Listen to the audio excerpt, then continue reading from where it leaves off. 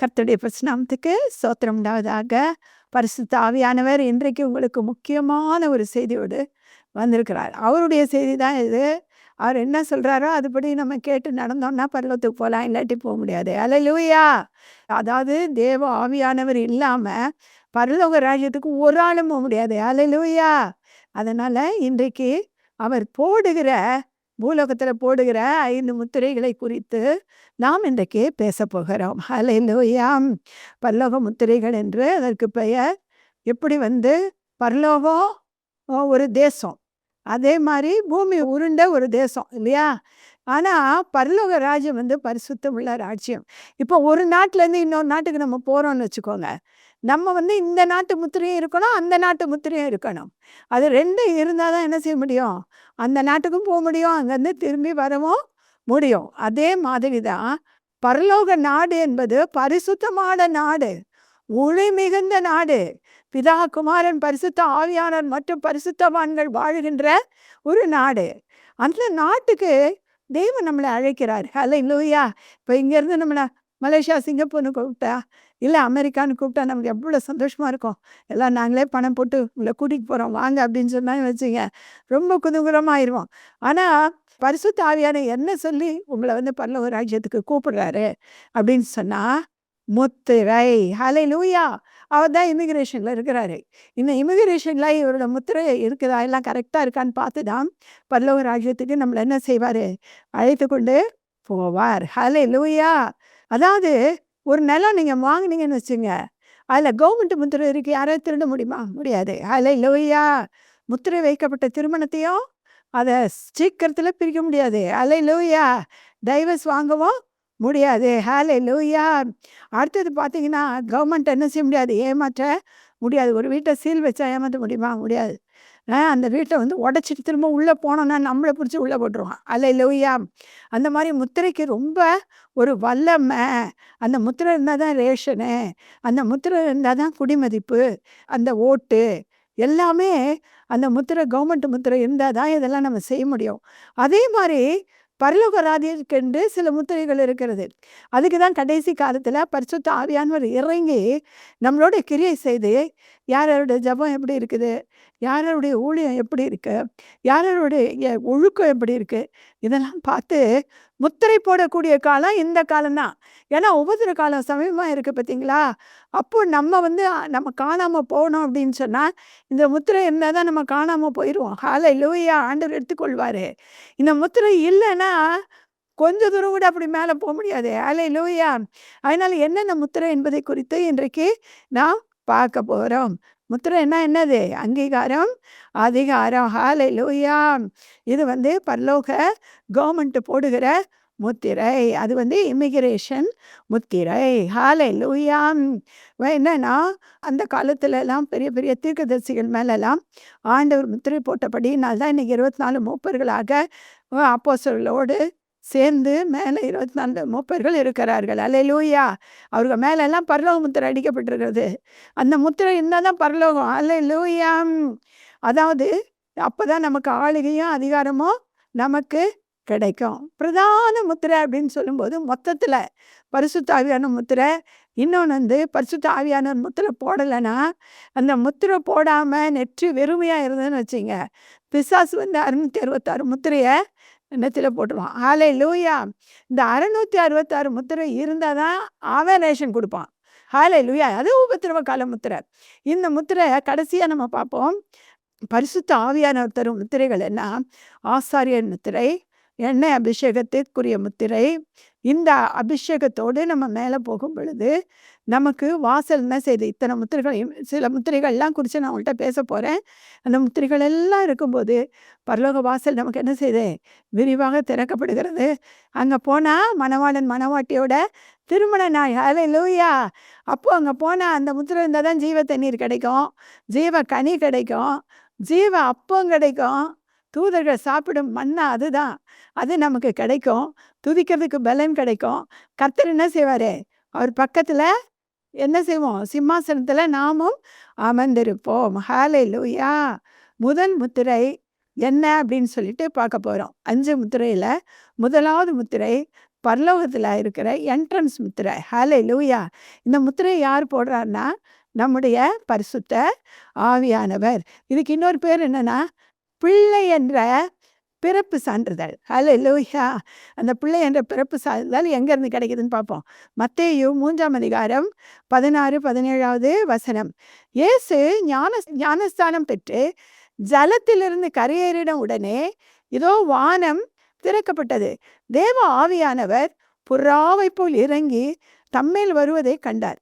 அன்றியும் வானத்திலிருந்து ஒரு சத்தம் உண்டாகி, இவர் என்னுடைய நேசகுமாரன், இவரில் நான் பிரியமாயிருக்கிறேன் என்று சொல்லி, யார் சொல்றது? பிதாவாகிய தேவன் சொல்லுகிறார். ஆண்டவர் இந்த உலகத்துல அவர் ஞானஸ்தானத்துல இருந்து கடைசியில உயிரோடு எழும்பி அவர் பரலோகத்துக்கு பிரவேசிக்கிற வரைக்கும் நமக்கு பாடம் தான் எடுத்துருக்கிறாரு. அவரை மாதிரியே நம்மளும் பரலோகத்துக்கு என்ன செய்வோம்? கடந்து போக ஒரு நாள் உண்டு. அல்லேலூயா! ஆண்டவர் அப்படியே வாழ்ந்து காமிச்சிருக்காரு. எப்படி வாழ்ந்தா நீ பரலோகத்துக்கு வர முடியும் என்பதை கர்த்தர் வாழ்ந்து காமிச்சிருக்கிறாரு. என்னன்னா, நீங்க பாவத்தெல்லாம் மண்ணுக்கு கீழே போட்டுட்டு என்ன செய்றீங்க? எல்லாத்தையும் புதைச்சி வச்சுட்டு ஞானஸ்தான தொட்டியில் தண்ணீரில் ஜீவ தண்ணீரில் மூழ்கி எழும்பி மேலே வரும்போதே பரிசுத்த ஆவியானவர் உங்களுக்குள்ளாக இறங்குகிறார். ஆவி ஆத்மா சரீரம் அனைத்தும் மாற்றப்படுகிறது. ஹல்லேலூயா!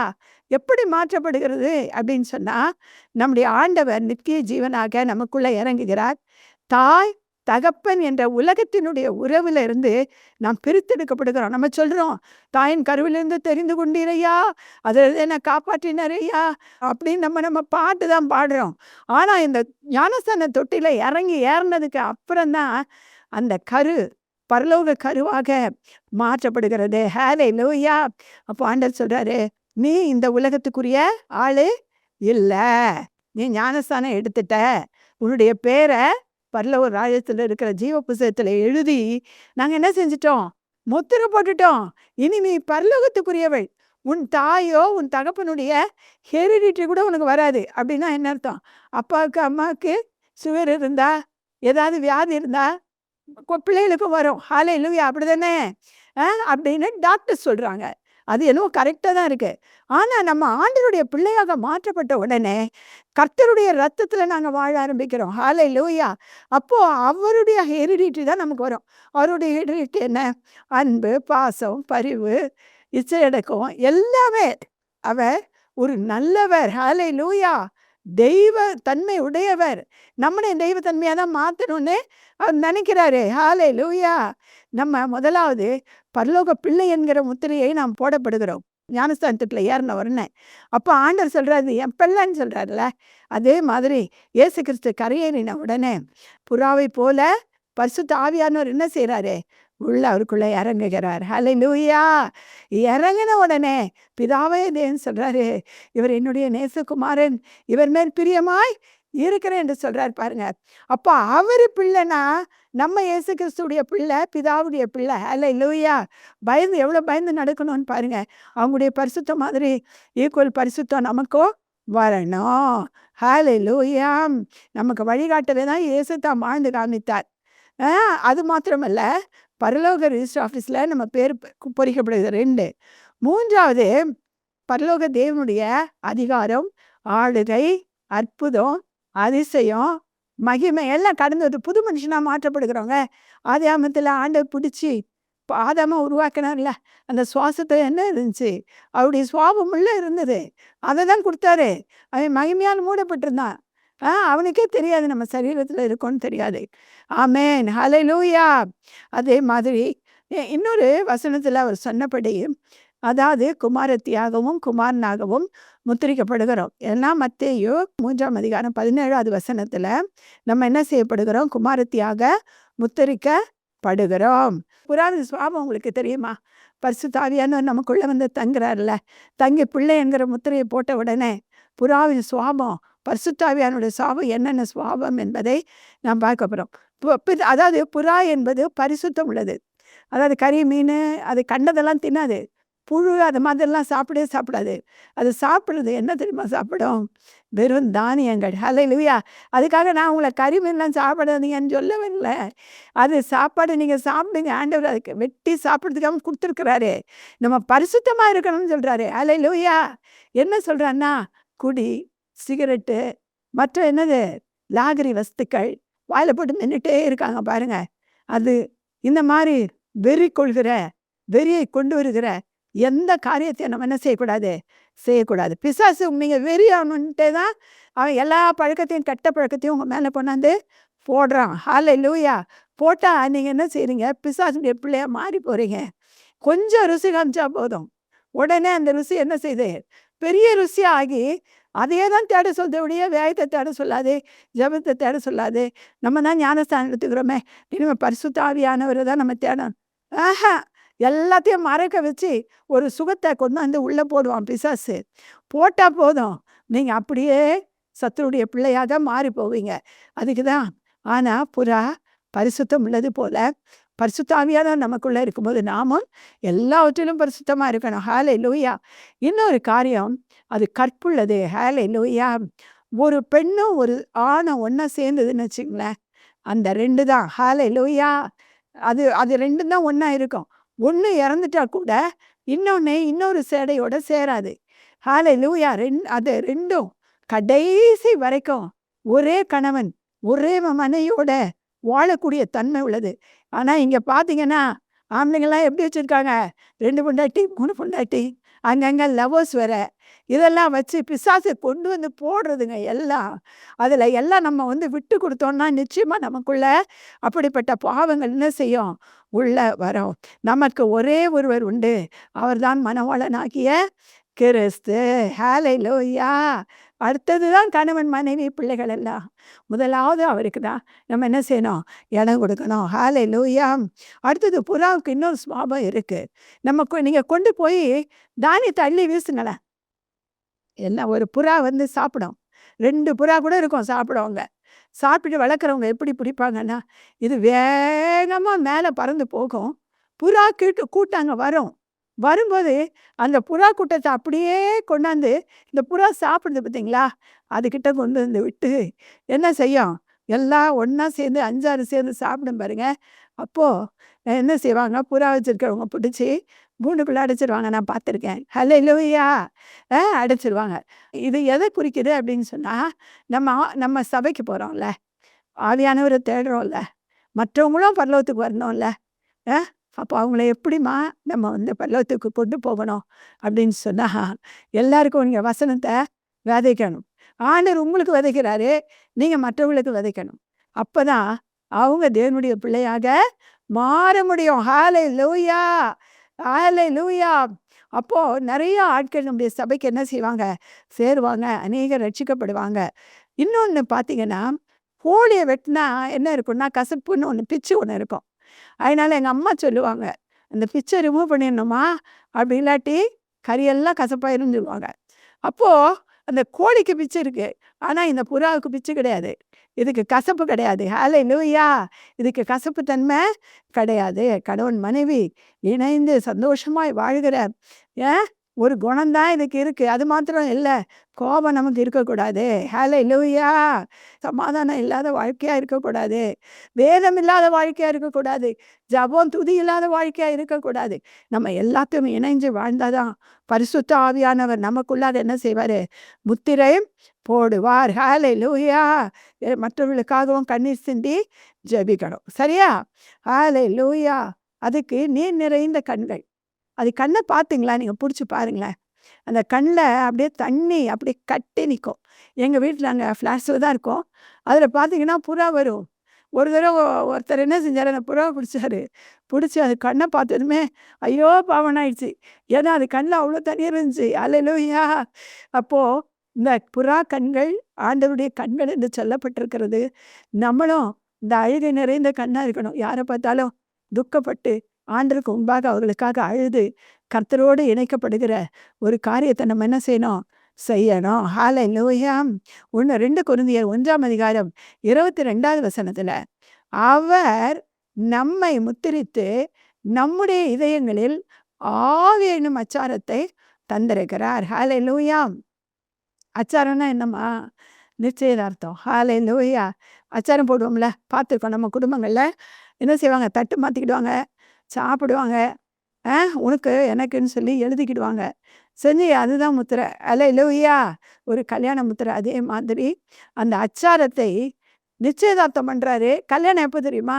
நீங்க எல்லாம் ஜெயம் எடுத்து, ஜெயம் எடுத்து, ஜெயம் எடுத்து எல்லாத்துலேயும் முன்னேறி பரிசுத்தமா பரலோகத்துக்கு போகும்போது தான் உங்களுக்கு மணவாட்டி என்கிற முத்திரை கொடுத்து ஆண்டவர் என்ன செய்வார்னா, அவரோட மணவாளனோட இணைத்து வைக்கிற திருமணத்துக்காக இங்கே அச்சாரம் என்னும் முத்திரையை தேவன் போடுகிறார். நம்ம புகுந்த வீட்டுக்கு போகிறோம் இல்லையா?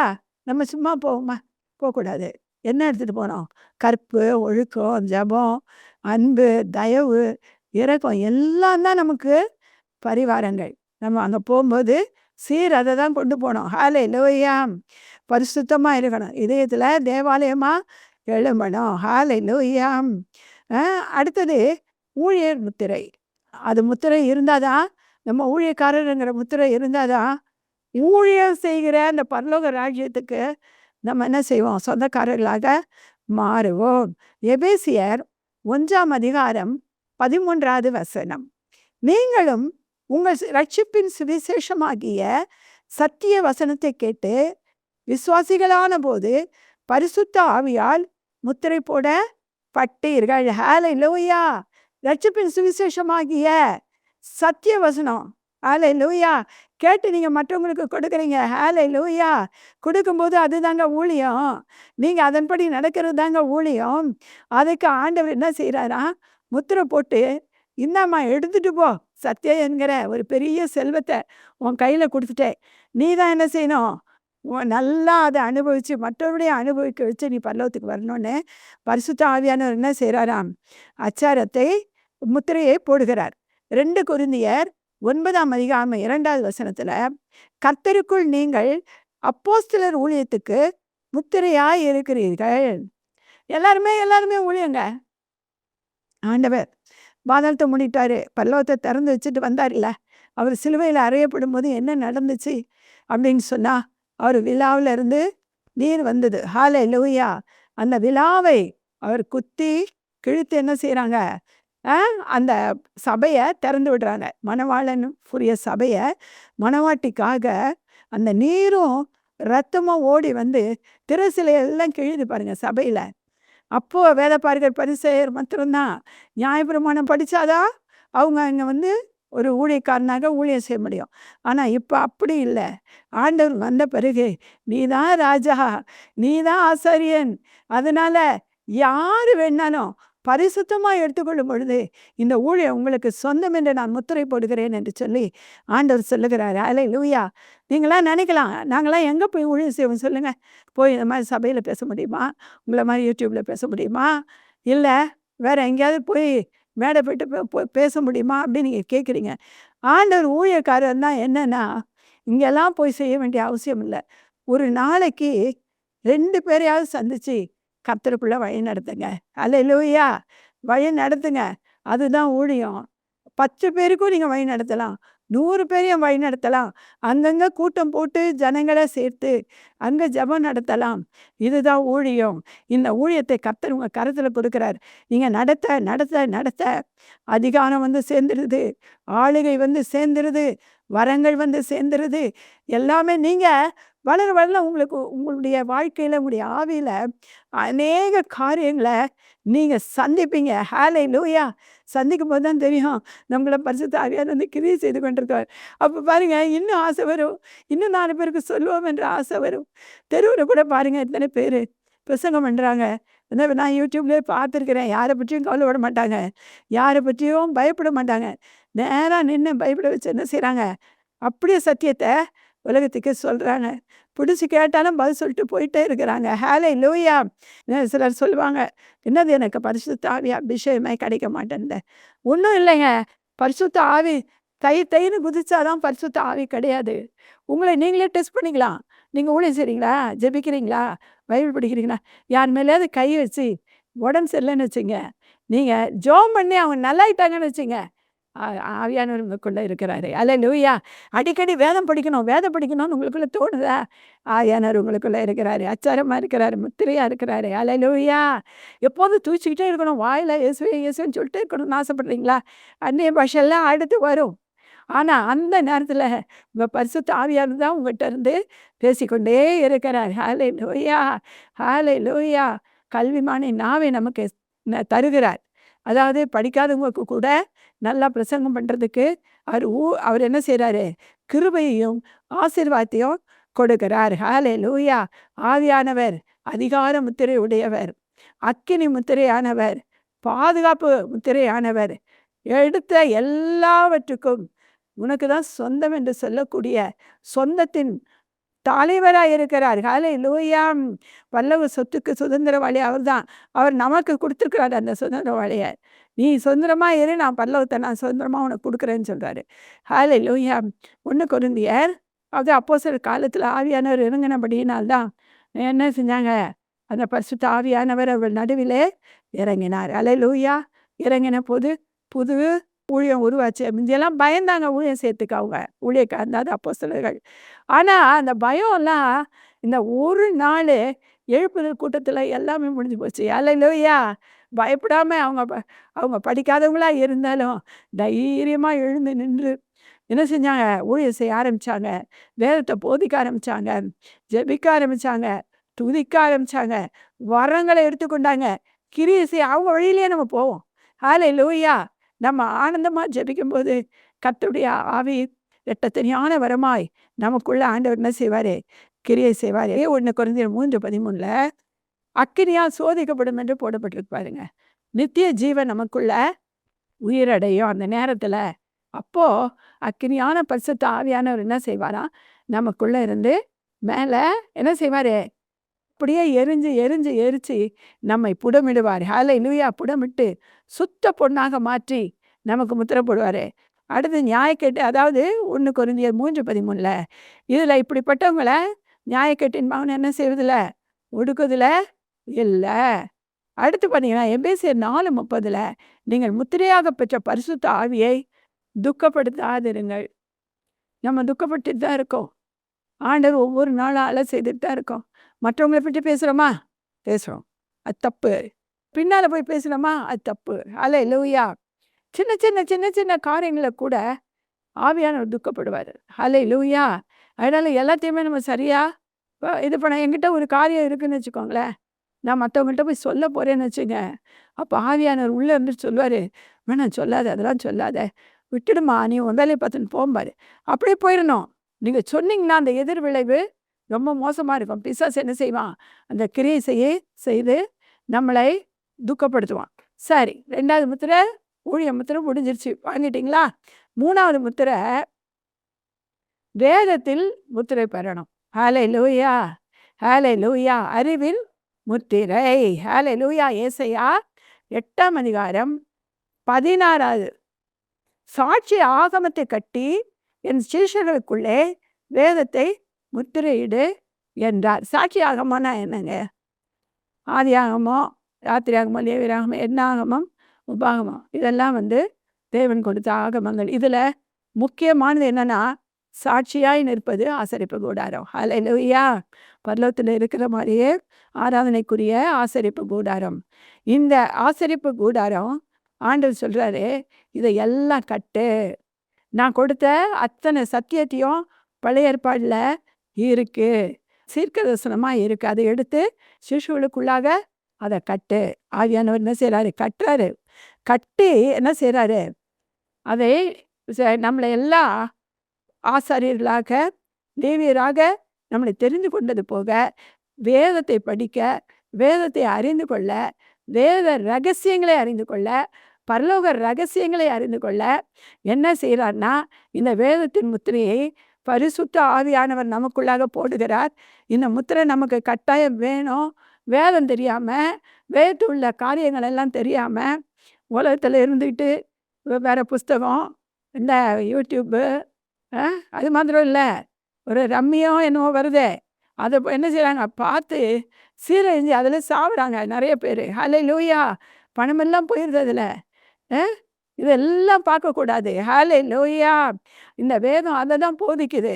இது அறிவின் களஞ்சியம். வேதம் என்பது அறிவின் களஞ்சியம். நீங்கள் அதை திறந்த உடனே ஆண்டவரே, ஆவியானவரே என்னோட பேசுங்கன்னு சொல்லி பாருங்க, மூலமாக நிறைய பேசுவாருங்க. துக்கமெல்லாம் கண்ணீராக மாறும். இப்போ இது வரும்போது கூட நான் என்ன செய்தேன், ஆண்டவரே உம்முடைய ஊழியத்துக்கு என் கூட வரீங்க. எனக்கு ஒரு சத்து, எனக்கு வசனத்த எனக்கு கொடுங்க. எனக்குள்ள வாங்க. ஆவி, ஆத்மா, சரீரம் முழுவதையும் நான் உமக்கென்று ஒப்பு கொடுக்குறேன்னு சொல்றேன். இந்த ஏசாயா 8:16 தான் எனக்கு வருது. அல்லேலூயா! ரொம்ப சந்தோஷமா இருந்துச்சு. உன் மேல நான் அக்கினிய போடுவேன்னு வந்தது. அல்லேலூயா! அப்போ இன்றைக்கு கர்த்தர் உங்களுக்கு நான் போடுறது வீண் கிடையாது. நீங்க அதையெல்லாம் என்ன செய்வீங்க? மேற்கொள்வீங்க. அல்லேலூயா! எசேக்கியேல் 3ஆம் அதிகாரம் 9வது வசனத்துல புஸ்தகத்த புசிக்க சொல்லி குடுக்குறாரு. அதாவது நியாயப்பிரமாண புஸ்தகத்தை யார்கிட்ட குடுக்குறாருன்னா, எசேக்கியேல் கிட்ட குடுக்குறாரு. குடுத்த உடனே அவர் அந்த பரிசுத்த ஆவியானவர் அவருக்குள்ள இறங்கும்போதே, நல்லா கால் ஊன்றி ஊழியத்துல நிக்கிறாரு. கால் அவருக்கு தடுமாறவில்லை. அடுத்தது பார்த்தீங்கன்னா, அந்த புத்தக சுருள்ல இருக்கிற ரகசியங்கள் வெளியாகுது. அந்த ரகசியத்துக்கு அப்புறம் அவர் என்னென்ன காரியத்தெல்லாம் சந்திக்கிறாரு பாருங்க. மறுரூபமாகும் தகுதி. அல்லேலூயா! மறுரூபமாக்கி நம்மள எல்லா இடங்கள்லையும் கொண்டு போவார். என்னுடைய பிரசங்கம்லாம் நீங்க கேட்டீங்கன்னா, பழைய பிரசங்கம். அதாவது அநேக பிரசங்கங்கள்ல என்ன மறுரூபமாக்கி அநேக இடங்களுக்கு கொண்டு போனத நான் சாட்சியா சொல்லியிருப்பேன். அல்லேலூயா! அது மறுரூபமாக்க தகுதி. பரலோக தேவ ஞானம். அல்லேலூயா! இவங்கெல்லாம் சொல்றதெல்லாம் பொய்யுப்பா. இதெல்லாம் நம்பவே கூடாதுப்பா. அப்படியெல்லாம் சொல்லாதீங்க. ஏன்னா, வேதத்தின் ஆழத்துல போக போக நீங்க மறுரூபமாக்கப்படுவீங்க. கர்த்தரோடு இணைக்கப்படுவீங்க. இணைக்கப்படும்போது எல்லாம் கர்த்தர் ஆண்டவர் உங்களுக்கு குடுப்பாரு, காண்பிப்பாரு. உங்கள கைய பிடிச்சு கூட்டு போய் அப்படிதான் கூட்டு போனாரு எசேக்கியால. ஒவ்வொரு இடத்தையா கூட்டு போய் காமிக்கிறாரு. எங்க போனாலும் விபச்சாரம் பெருகி இருக்கிறத காமிக்கிறாரு. பாவம் பெருகி இருக்கிறத காமிக்கிறாரு. சூரிய நமஸ்காரம் பண்றத காமிக்கிறாரு. எல்லா இடத்துலயும் தேவன் கொண்டு போய் இதெல்லாம் இருக்குது ஜெபம் பண்றாரு. அல்லேலூயா! பரலோக தேவ ஞானம் நமக்கு கிடைக்கும். ஆலோசனை கேட்கும் தகுதி கிடைக்கும். நம்ம என்ன வேணாலும் ஆண்டவர்ட்ட கேட்டா பதில் உடனே இறங்கி வரும். ஹல்லேலூயா! அதாவது பரலோக தரிசனம் கிடைக்கும். பரலோக ரகசியம் கிடைக்கும். கடைசியா ஒண்ணு, பரலோகத்துக்கு விரோதமாய் கிரியை செய்யற சாத்தானை அழிக்கிறதுக்கு நமக்கு வரம் கிடைக்கும். ஹல்லேலூயா! என்னன்னா என்ன செய்றான் அவன்? நிறையா வச்சிடுறான். நமக்கு விரோதமா போராடுறான். அதெல்லாம் கண்ணுக்கு தெரியறதில்ல. ஆனா நீங்க இந்த ஆழத்துல போனீங்கன்னா, உங்களுக்கு ஆண்டவர் எல்லாத்தையும் என்ன செய்வாரு? வெளிப்பாடாக தேவன் கொடுப்பார். ஆமென். ஆமென். எவ்வளோ பெரிய பாக்கியம் பாருங்க. ஏசாயா 29:11 ஆதலால் தரிசனம் எல்லாம் உங்களுக்கு முத்திரிக்கப்பட்ட வசனங்களைப் போல இருக்கும். இப்படிதான் இருக்கணும். ஒரு சிலர் சொல்லுவாங்க, ஆண்டவரை பார்த்தேன். ஏசப்பா வந்தாரு அப்படின்னு சொல்லுவாங்க. சரி, நீ ஏசப்பாவை பார்த்தியே, அவர் கையில கால்ல எல்லாம் காயத்தை பார்த்தியா அப்படின்னு நான் கேட்பேன். அல்லேலூயா! இல்லைன்னா பிசாசு வருவான் அவர் வடிவில். தரிசனம் எப்போதுமே வேதத்தில் இருக்கிற மாதிரி தான் இருக்கணும். நான் ஒரு தடவை நான் என்ன பிரசங்கம் எடுக்கிறதுன்னு எனக்கு தெரியவே இல்லை. என்ன பிரசங்கம் எடுக்கலாம் ஆண்டவரே சொல்லுங்க, அந்த சபையோட தரிசனம் உங்களுக்கு தான் தெரியும் சொல்லுங்கன்னு சொன்னபோது ஒரு தேவதூதன் இறங்கி வந்தாங்க. ஒரு பெரிய பிளாக் போர்டு. அந்த பிளாக் போர்டில் ஒரு சவுட்டி செச்சு எழுதுறான், இருளும் வெளிச்சமும் அப்படின்னு டாபிக் கொடுத்தான். 2 விதமான ஊழியத்துக்கு சத்தியங்களை தேவன் என்ன செய்தாரு? எனக்கு கொடுத்தாரு. அவர் கொடுக்கறதுக்கு தான் நம்மளுக்கு டாபிக்கே கொடுக்குறாரு. இதுதான் தேவ தரிசனம். அது எல்லாம் முத்திரிக்கப்பட்ட வசனங்களை போல இருக்கணும். வசனத்தை எல்லாம் தேவன் முத்திரித்து இருக்கிறார். அந்த வசனம் எல்லாம் பேசும். அந்த வசனம் எல்லாம் உங்களை போதிக்கும். ஹல்லேலூயா! வேதத்தின்படி இருந்தால் மட்டுமே அது உண்மையான தரிசனம். இல்லாட்டி அது உண்மையான தரிசனம் இல்லை. பிசாசும் ஏமாற்றுவான். எரேமியா 33:14 இஸ்ரவேலின் சேனையின் கர்த்தர் சொல்லுகிறது என்னவென்றால், நீ முத்திரை போடப்பட்ட கிரயபத்திரமும் திறந்திருக்கிற பிரதிபத்திரமுமாகிய இந்த சாசனத்தை வாங்கி அவைகள் அநேக நாட்கள் இருக்கும்படி அவைகளை ஒரு மண்பாண்டத்திலே வை. இதை ஒன்று அடங்கி இருக்குது. இப்போ நம்முடைய ஆண்டவர் பெரியவர். ஹல்லேலூயா! அவர் சொல்லுகிறது என்ன? நீ முத்திரிக்கப்பட்ட கிரயபத்திரம்ன்றாரு. கிரயபத்திரம்னா என்னன்னு உங்களுக்கு நல்லா தெரியும். நான் சொல்ல வேண்டியதில்லை. ஒரு இடத்த கிரையை எழுதி வச்சா அதை அவங்களுக்கு தான். அல்லேலூயா! கடைசி வரைக்கும் அதை மாற்றவே முடியாது. அதே மாதிரி தான் இந்த வேதம். எந்த வார்த்தையும் எதுவுமே என்ன செய்ய முடியாது? மாற்ற முடியாது. என்ன செஞ்சிருக்கிறார்னா, ஆண்டவர் தன்னுடைய ரத்தத்தையே கிரயமாக கொடுத்து, விலையாக கொடுத்து, நம்முடைய பாவத்தில் இருந்த நம்மை, சாபத்தில் இருந்த நம்மை, ரொம்ப கஷ்டத்தில் இருந்த நம்மை ஆண்டவர் அதன் மூலமாக தான் விடுவிச்சு ஆண்டவர் மேலே தூக்கி இருக்கிறாரு. அல்லேலூயா, அல்லேலூயா. அதான் கிரயப்பத்திரம் என்றால், நீ போடப்பட்ட கிரயப்பத்திரமும் திறந்திருக்கிற பிரதிபத்திரமுமாகிய இந்த சாசனங்களை வாங்கி இதயத்துக்குள்ள வைக்கணும். ஹல்லேலூயா. நீ அழைக்கப்பட்டவன் என்கிறத உள்ள எழுதி வச்சுக்கோங்க. ஹல்லேலூயா. தெரிந்து கொள்ளப்பட்டவன். ஹல்லேலூயா. தேவனுடைய பிள்ளை. நீ மணவாட்டி சபை. ஒரு வல்லமையான ஒரு ஊழியக்காரி. நீ ஒரு வல்லமையான ஒரு ஊழியக்காரன். பரலோக பலிபீடத்தில் எரியும் அக்கினியின் சுதந்திரவாளி என்று எழுதி நமக்குள்ள என்ன செய்யணும்? வச்சுக்கணும். ஹல்லேலூயா. அதை என்ன செய்யணும்? நமக்குள்ளே போட்டிருக்கிறார் ஆண்டவர். அதை எழுதி உன்னுடைய போர்டில் எழுதி வச்சுக்கோ. நான் அது மேலே முத்திரை போட்டுடுறேன். நீ உன்னுடைய ஊழியத்தை சரியாக செய் அப்படின்னு சொல்லி சொல்கிறாரு. மற்ற 27:66 ஆண்டவர் என்ன செஞ்சாங்க? வார்த்தையான கிறிஸ்து அவருக்கு பேர். பிதா, வார்த்தை, பரிசுத்த ஆவியானவர். ஹல்லேலூயா. அவர் வார்த்தையான கிறிஸ்து. ஆமேன். அவர் என்ன செஞ்சாங்கன்னா, அவரை அடித்து அவரை அந்த மாதிரி துன்பப்படுத்தி கொண்டு போய் கல்லறைக்குள்ளே வச்சுட்டாங்க. எல்லாம் நினச்சாங்க, அங்கே காவலாளிகளை போட்டு அங்கே பார்த்துக்கோங்க, இந்த ஆளை யாராவது தூக்கிட்டு போயிடுவாங்க, அதனால் நீங்கள் பாதுகாத்து கொள்ளுங்கன்னு இந்த அரசாங்கம் வச்சுச்சு. ஆனால் அந்த வார்த்தையான கிறிஸ்து உள்ளே இருந்த அந்த வார்த்தைகள் வல்லமையுடையவை, வைராக்கியம் உள்ளவை, ஜீவன் உள்ளவை, இருபுறமும் கருக்குள்ள பட்டயமானவை. அது எப்படிங்க உள்ள படுத்து கிடக்கும்? ஹல்லேலூயா. எப்படி படுத்து கிடக்கும் பாருங்க. அந்த ஒரு நாள் 3வது நாள் அப்படியே கல்லறை என்ன செஞ்சு 2 வெடிச்சிருச்சு. வெளியில் வர்றதுக்கு வார்த்தைகள் வெடிச்சு ஆண்டவருடைய வார்த்தையான கிறிஸ்து உலகத்துக்கு வந்தார். இன்று உலாவிக் கொண்டிருக்கிறார். வார்த்தையின் ஜீவனை, வார்த்தையில் இருக்கிற ஜீவனை நம்ம பெற்றுக்கொண்டு இருக்கிறோம். அது மூலமாக அற்புதத்தை பெற்றுக்கொண்டிருக்கோம். மற்றவர்களுக்கு சொல்லி கொடுத்துட்ருக்கிறோம். ஹல்லேலூயா. அந்த வார்த்தைகள் அப்படி வல்லமை. செத்து போனதையும் எழுப்பிடும். எப்படிப்பட்ட வியாதியை நீக்கிடும். எவ்வளோப்பட்ட கிருமியை என்ன செய்யும்? அந்த வார்த்தையை அழிச்சு போன்ற வார்த்தைக்கு அவ்வளோ பெரிய வல்லமை உண்டு. ஹல்லேலூயா. யோவான் 3:33 வசனத்தை பாருங்களேன். அவருடைய சாட்சியை ஏற்றுக்கொள்கிறவன் தேவன் சத்தியம் உள்ளவர் என்று முத்திரை போட்டு நிச்சயிக்கப்படுகிறான். அல்லேலூயா, அல்லேலூயா. சாட்சியை ஏற்றுக்கொள்கிறவன். அவருடைய சாட்சி என்னங்க? ஆசரிப்பு கூடாரம் அவரே வாசம் செய்தாரு. 2வது சிலுவை. அல்லேலூயா. இந்த உலகத்தில் நம்ம கண்ணு முன்னாலேயே சிலுவையில் அறையப்பட்டார், ரத்தம் சிந்தினார். ஹல்லேலூயா. இப்போ திறந்து கிடக்கும் கல்லறை இயேசுவின் சாட்சி. ஹல்லேலூயா. சாட்சி இல்லாமல் நம்ம யாருக்கிட்டே நம்ம சொல்ல போகிறது கிடையாது. அப்புறம் அடுத்தது பார்த்தீங்கன்னா ஜப முத்திரை. இதுதான் ரொம்ப முக்கியமான ஒரு முத்திரை. ஹல்லேலூயா. இதாவது 4வது முத்திரை. இந்த முத்திரையில் எசேக்கியேல் 9ஆம் அதிகாரம் 1லிருந்து நீங்கள் என்ன செய்யணும்? 8 வரைக்கும் படிச்சுட்டு கடைசி வசனத்தையும் படிக்கணும். ஆனால் நான் இதுக்கு விளக்கு கொடுத்துட்றேன், நீங்கள் வீட்டில் போய் படிங்க. பின்பு அவரின் காதுகள் கேட்க சத்தமாய் நகரத்தின் விசாரிப்புக்காரர் சங்கரிக்கும் ஆயுதங்களை தங்கள் கைகளில் பிடித்து கொண்டு வர கடவர்கள் என்று ஆண்டவர் சொன்னார். என்னன்னா, எசேக்கியேல் என்பவர் பெரிய தீர்க்கதரிசி. அவர் கர்த்தரால் தெரிந்து கொள்ளப்பட்டவர். வருங்காலத்தை குறித்தும், அதாவது கடைசி காலத்தை குறித்தும் சத்தியத்தை அதிகமாக உலகத்துக்கு போதித்தவர் இந்த எசேக்கியேல். ஹல்லேலூயா. இவருக்கு நிறையா தரிசனங்களை கர்த்தர் கொடுத்திருக்கிறார். சங்காரக்காரனை கூப்பிடுறாரு ஆண்டவர். வா, சீக்கிரம் வா அப்படின்னு சொல்லிட்டு கூப்பிடுறாரு. உலகத்தில் பயங்கரமாக ஜபம் கெட்டு போச்சு. ஜபம் இல்லை, தேசத்துக்காக ஜெபிக்க ஆள் இல்லை, எழுப்புதலுக்காக ஜெபிக்க ஆள் இல்லை. வா, ஜெபிக்காதவங்களை எல்லாம் சங்கரிக்கணும், வாப்பான்னு கூப்பிடுறாரு. ஒரு தேவதூதன் என்ன செய்கிறாரு? ஒரு புருஷன் வெட்டுகிற ஆயுதங்களை தங்கள் கைகளில் பிடித்து கொண்டு என்ன செஞ்சாங்க?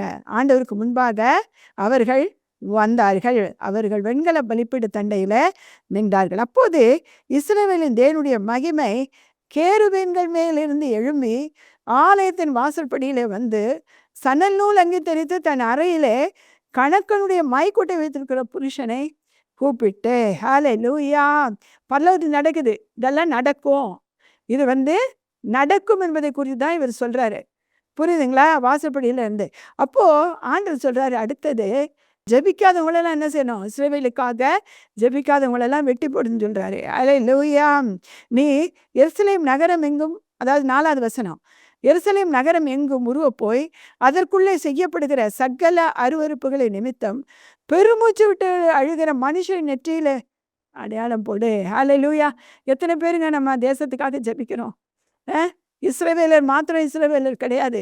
நம்மளும் அந்த இஸ்ரவேலர் மாதிரி தான். இஸ்ரவேலரே தான். ஏன்னா கர்த்தருடைய ரத்தம் நமக்குள்ளாக ஓடுகிறது. நம்மையும் சேர்த்து தான் சொல்றாரு. நீ என்ன செய்யறன்னா, யார் யார் இந்த தேசத்துக்காக ஜெபிக்கிறார்களோ அவங்க நெத்தியில மட்டும் என்ன செய்ய? முத்திரை போடு. ஹல்லேலூயா! மற்றவர்களெல்லாம் என்ன செய்ய சொல்றாரு பாருங்க. அவர் காதுகள் கேட்க மற்றவர்களை நோக்கி, நீங்கள் என் பின்னாலே நகரமெங்கும் போய் வெட்டுங்கள். உங்கள் கண் தப்ப விடாமலும் இறங்காமலும். உங்கள் மனசே இறங்காதீங்க. நீங்கள் என்ன நான் சொன்னதை நீங்கள் அப்படியே செஞ்சுட்டு வாங்கன்னு. இவங்க போகிறாங்க, எல்லாருக்கும் ஜெபிச்சிட்டு இருக்காங்க. அவங்க தேவ தூதர்கள் எல்லாம் ஜெபிக்கிறவங்கள கணக்கெடுக்கிறாங்க. எதுக்காக ஜெபிக்கிறாங்கன்னு. நிறைய பேர் என் வீடு நல்லா இருக்கணும், என் புருஷன் நல்லா இருக்கணும், என் பொண்டாட்டி நல்லா இருக்கணும், பிள்ளைங்க நல்லா இருக்கணும், வேலை கிடைக்கணும், கல்யாணம் ஆகணும், இப்படியே காலையில் எழுந்த உடனே இப்படியே ஜெபிச்சிட்டு இருக்காங்க. ஆனால் தேசத்துக்காக ஜெபிக்கிறவங்க எத்தனை பேர் இருக்காங்கன்னு போய் பாருன்றாரு. ஆனால் ஜெபிக்கிறவங்க கம்மி தான். ஹல்லேலூயா! அப்போ ஆண்டவன் சொல்லி விட்டுருக்காரு. என்ன சொல்லி விட்டாரு? என்னுடைய பரிசுத்த ஸ்தலத்திலிருந்து நீ ஆரம்பம் பண்ணு. ஹல்லேலூயா! ஆரம்பம் பண்ணு. என்ன ஆரம்பம் பண்ணுன்னா, நீ சங்கரிக்கிற ஆயுதத்தை வச்சிருக்கல்ல. அப்போ யார் யாரெல்லாம் வெட்ட சொல்றாரு பாருங்க. முதியோரையும் வாலிபரையும் கன்னிகைகளையும் குழந்தைகளையும் ஸ்திரீகளையும் சங்கரித்து கொன்று போடுங்கள்.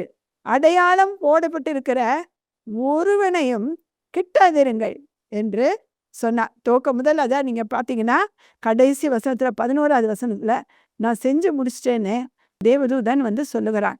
இதுக்கு ஒரு காலம், அதையும் தான் காலம். உபத்திரவ காலத்தில் இது நடக்கும். இந்த முத்திரையை பார்ப்பாங்கல்ல, எந்தெந்த முத்திரை இருக்கோ அவங்கள பல்லவத்துக்கு அனுப்புவாங்கல்ல. அதில் இவங்கெல்லாம் வடிகட்டப்பட்டு அழிக்கப்படுவாங்கன்னு போட்டிருக்கு. அவங்க வலையில் முத்திரை இல்லைன்னா, ஜப முத்திரை இல்லைன்னா பரலோகம் போக முடியாதுங்க. அதுதாங்க உண்மை. ஜபந்தான் மெயின். ஹல்லேலூயா! துதியும் மெயின், வேதமும் மெயின். இது 3ஐயும் நம்ம என்ன செய்யணும்? மெயினாக வச்சு ஜெபிக்கணும். அப்போ தான் நம்ம ஜபத்துக்கு யாரும் கேட்கறதுக்கு இல்லைன்னு நினைக்காதீங்க. ஆண்டவர் தான் கேட்குறாருன்னு நினைக்காதீங்க. இல்லைங்க, உங்கள் பக்கத்து தேவத்தோடு நிற்கிறாங்கங்க. அவங்க ஒரு பேப்பரில் எழுதுறாங்க என்ன ஜெபிக்கிறீங்கன்னு சொல்லி. நீங்கள் ஆண்டவருடைய தேசத்துக்காக ஜெபம் பண்ணா உங்கள் காரியத்தில் கர்த்தர் வெற்றி கொடுப்பாரு. நீங்கள் ஒரு லிஸ்ட்டு ஆண்டவர்கிட்ட கொடுக்குறீங்க. அப்போ ஆண்டவர் என்ன செய்கிறாரு? அந்த லிஸ்ட்டை வாங்கி வச்சுக்கிட்டு அடுத்து அவர் ஒரு லிஸ்ட்டு கொடுக்குறாரு.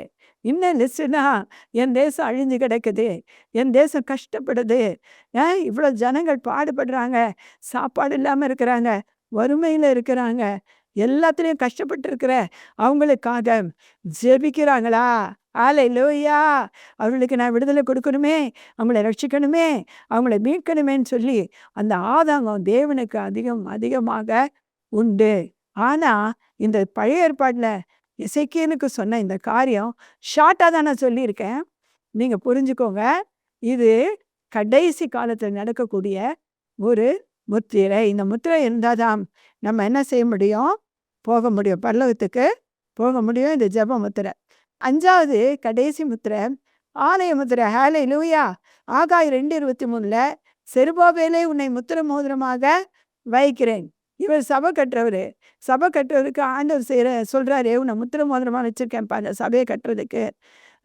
அப்போது நம்ம பரலோக ராஜ்யத்தில் நம்மளும் ஒரு சபையாக மேலே போகிறோம்ல.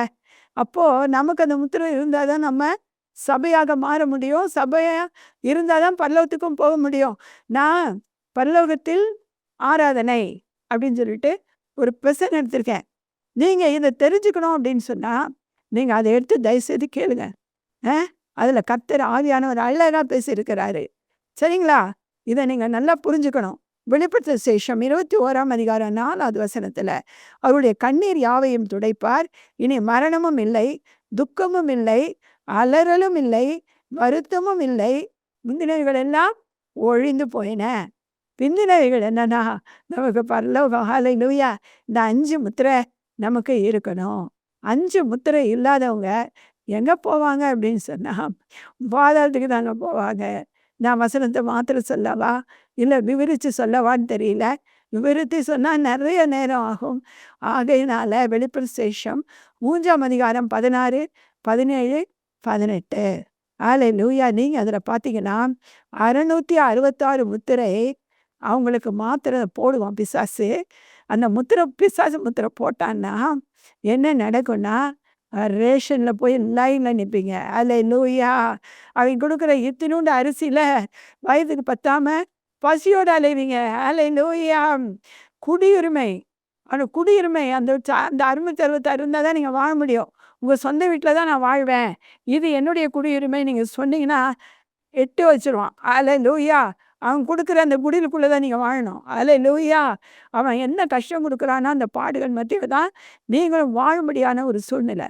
வெளிப்படுத்த விசேஷம் 9 3-4 வசனத்தில் நெற்றியில் முத்திரை இல்லாதவர்களை சேதப்படுத்தும் உரிமை. அதான் உபத்திரவ காலத்தில் அவங்கள அதாவது முத்திரை இல்லாதவங்கள 666 முத்திரை பெற்றவர்களை சேதப்படுத்துகிற உரிமை பிசாசுக்கு. அல்லேலூயா. ஆண்டவருடைய முத்திரை போட்டவங்கள அவன் நெருங்கவே முடியாது. அந்த முத்திரையில் எரிகிற அக்கினி கிட்ட கூட அவனால் வர முடியாது.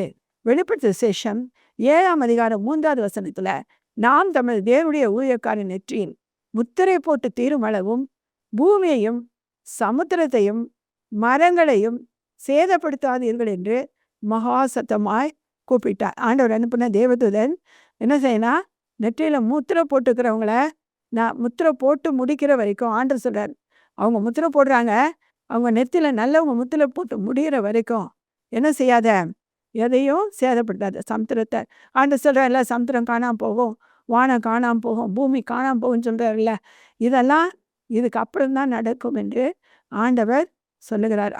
ஆகவே முத்திரை நமக்கு முக்கியமாக தேவை. நான்லாம் ஜெபிக்கும்போது சத்தியம் என்னும் இடைக்கச்சை சர்வாயுத வர்க்கத்தை தரிக்கும்போது அந்த சத்தியம் இடைக்கச்சில் முத்திரை போடுங்கப்பான்னுவேன். நீதியின் மார்க்கத்தில் முத்திரை போடுங்கப்பான்னு சொல்வேன். லட்சியம் தலை சிறாவில் முத்திரை போடுங்கப்பா. ஆவியின் பட்டயத்துக்கு முத்திரை போடுங்க. விசுவாசனும் கேடயத்துக்கு முத்திரை போடுங்கப்பா. எனக்கு இதையெல்லாம் நான் பாதுகாத்து உங்ககிட்ட வருகிற வரைக்கும் நான் ஆயத்தம் ஆகிறதுக்கு ஆயத்தம் என்னும் பாதரட்சியை எனக்கு போட்டு இப்படியே பாதையில் வழி நடந்துங்க ஆண்டவரே அப்படின்னு சொல்லி நான் ஜெபம் பண்ணுவேன். கர்த்தர் அப்படியே செய்வார். எல்லாருக்கும் இதை ஆண்டவர் ஆவியானவர் நான் இது எப்படி கொடுக்கறதுன்னு யோசித்தேன். ஆனால் ஆவியானவர் நான் உனக்கு கொடுத்துருக்கேன், நீ போய் சொல்லினாரு. ஸோ அவர் சொன்னாரே, நான் சொல்லிட்டேன். அல்லேலூயா. நீங்கள் பெற்றுக்கொண்டு அதன்படி நடப்புறது உங்களுடைய கடமை. அல்லேலூயா. ஆமென். ஆண்டவர் கொடுக்குற இந்த முத்திரை குறித்து நாம் பார்க்க போகிறோம். அது என்னன்னா ஜபத்தின் முத்திரை. அல்லேலூயா. ஜபத்தில் முத்திரை வாங்கலைன்னா பரலோகம் போக முடியாது. அதுக்கு தான் ஆண்டவர் ஜெபிச்சு காமிச்சாரு. உலகத்தில் எப்படி உலகத்துக்காக ஜெபிக்கணும்னு சொல்லி காமிச்சு கொடுத்தாரு. எப்படி முத்திரை வாங்கணும் அப்படின்னு சொன்னால், நீங்கள் காலையில் எழுந்திரிச்சு முழங்கால் போடுறீங்கல்ல, முழங்கால் போடும்போது அப்பா ஒரே தலை சுற்றுது, இன்னும் கொஞ்சம் படுக்கலாமா அப்படி தோணும். ஆனால் வைராக்கியத்தோடு எழும்பு, இன்றைக்கு என் தேசத்துக்காக நான் ஜெபம் பண்ணுவேன் அப்படின்னு சொல்லி உங்கள் குடும்பத்தை அடுத்தனையாக வச்சுருங்க கொஞ்ச நேரம். ஏன்னா ஆண்டவர் நீங்கள் ஜெபிக்க உட்கார்ந்த உடனே அவர் உங்கள் முன்னால் வருவார். வந்த உடனே ஆண்டவரே எனக்கு அதை கொடுங்க, இதை கொடுங்க, பிள்ளைங்களுக்கு நல்லா படிக்க வைங்க, அதை வைங்க, இதை வைங்க நீங்கள் சொன்னீங்கன்னு வச்சுங்க.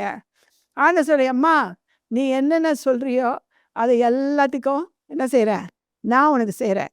ஆனால் நீ ஜெப குறிப்பு கொடுத்துட்ட என்கிட்ட, நான் உனக்கு என்ன செய்யணும், ஜெப குறிப்பு கொடுக்க போகிறேன் அப்படின்னு சொல்லிட்டு அவர் ஒரு பேப்பர் எடுத்து ஒரு பெரிய ஒரு சப்ஜெக்டே கொடுப்பாரு. அதில் பார்த்தீங்கன்னா கொலை செய்கிறவனுக்காகவும், தற்கொலை பண்ணிக்கிறவங்களுக்காகவும், விபச்சாரம் செய்கிறவங்களுக்காகவும், இந்த தேசத்தில் அக்கிரமம் செய்கிறவங்களுக்காகவும் ஆண்டவர் அதில் ஃபுல்லாக லிஸ்ட் வச்சுருப்பார். லிஸ்ட்டு வச்சு விபச்சாரம், வேசித்தனம், பொய், களவு, திருட்டு அத்தனையும் எடுத்து போடும்படியாய் ஜெபிக்க முடியாது ஒரு லிஸ்ட் வச்சுருப்பார். அப்போ அதை உங்கள்கிட்ட கொடுப்பாரு. நீ எனக்கு ஜெபம் பண்ணு, நான் உனக்காக ஜெபம் பண்ணுறேன். அதுதான் அல்லேலூயா. இன்றைக்கும் நீங்கள் ஜெபிக்க முழங்கால் போடும்போது தேவதூதன் பக்கத்தில் என்ன செய்வான், அப்படியே கிட்ட உங்கள் முகத்தை பார்ப்பான், எனக்காக ஜெபிக்கிறீங்கன்னு எழுதுவான். நீங்கள் தேசத்துக்காக ஜெபிச்சா தான் உங்கள் பேர் அதில் அட்டன் ஆகும். ஏன்னா அங்கே ஞாபக புஸ்தகத்துக்கு போகணுமா வேணாவா? அதில் என்ன செய்வான்? அட்டன் பண்ணுவான்.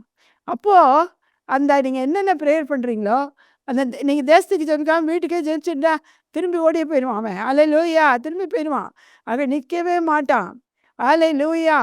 ஏன்னா பரலோக ராஜ்யத்துக்கு வைராக்கியம் தேசத்துக்காக ஜெபிப்பது தான். அல்லேலூயா. இஸ்ரவேல் என்பது நம்மளும் இஸ்ரவேலர் தான். நம்முடைய தேசத்துக்காகவும் நம்ம என்ன செய்யணும்? நம்ம ஜெபிக்கணும். ஏன்னா ஆண்டவருடைய ரத்தம் நமக்குள்ளே ஓடுகிறபடியினாலும் ஞானஸ்தானம் எடுக்கப்பட்டபடியினாலும் தேவனுடைய பிள்ளைகள். அதை நீங்கள் நல்லா ஞாபகம் வச்சுக்கணும். நமக்கும் அந்த முத்திரை உண்டு.